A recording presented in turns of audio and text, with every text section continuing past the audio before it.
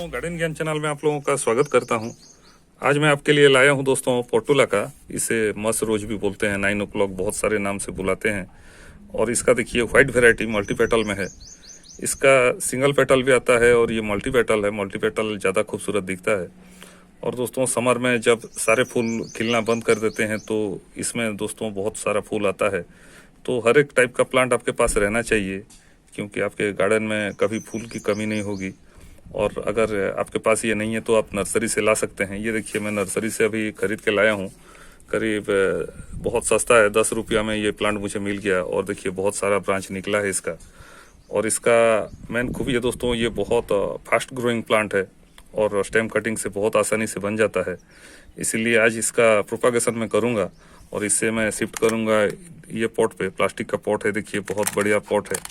और यहाँ पे दोस्तों बहुत सारा मैं लगाऊंगा इसका कटिंग। और इसका मेन खूबी है ये 5-6 दिन में ही इसका रूट आ जाता है। बहुत ईजी टू प्रोपागेट है और गमला भर के फूल देगा दोस्तों। इसका रिजल्ट भी मैं आपको दिखाऊंगा। तो आइए इसका प्रोपागेशन करते हैं और कटिंग को लगाते हैं। पहले आप एक शार्प प्रूनर लीजिए या फिर सीजर से भी काट सकते हैं, हाथ से भी तोड़ सकते हैं। कटिंग आपका शार्प काटने पर बहुत अच्छा रिजल्ट आता है।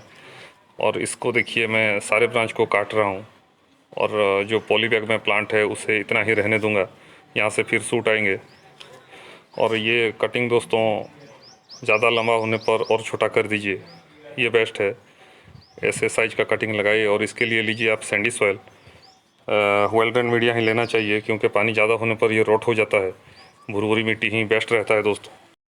और देखिए ऊपर की तरफ बर्ड्स भी लगा हुआ है, इसे रहने देने पर भी चलेगा और ज़्यादा फर्क नहीं पड़ेगा। ये कटिंग के बाद भी दोस्तों फूल खिल जाता है इसमें। और देखिए फूल भी इसमें है तो फूल को भी मैं रहने देता हूँ। बाकी कटिंग में जैसे आपको बर्ड्स और फूल हटाना पड़ता है, इसमें ऐसा नहीं है। और सकुलेंट प्लांट है दोस्तों, पानी बहुत कम दीजिएगा।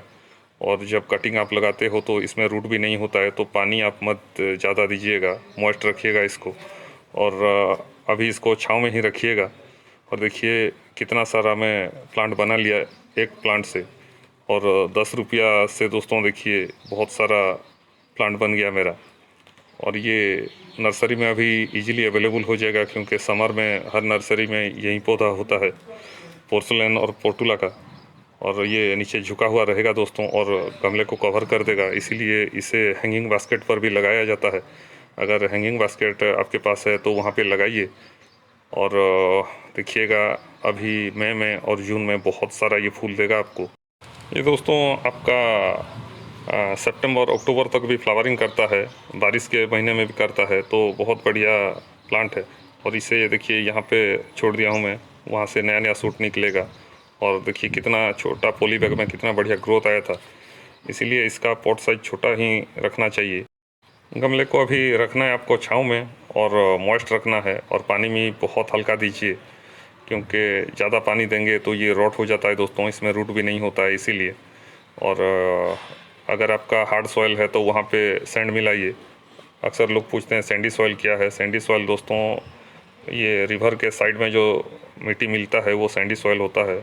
और हमारे यहाँ ये सॉइल मिलता है, इसीलिए मेरा हर प्लांट में अच्छा रिजल्ट आता है। पोर्टुलाका का बहुत सारा कलर आ जाता है। ये वाइट नहीं था मेरे पास, इसलिए मैं वाइट को लाया हूँ। और पिछले साल का मेरा बहुत बढ़िया बढ़िया कलर का प्लांट है, वो मैं आपको दिखाऊंगा। इसे अभी रखना है छाँव में 5-6 दिन और उसके बाद फुल सन में निकालना है। और एक बार इसमें रूट आ जाए तो बहुत बढ़िया करता है। ये देखिए ये मेरा येलो कलर का है और इसमें अभी ग्रोथ चल रहा है दोस्तों।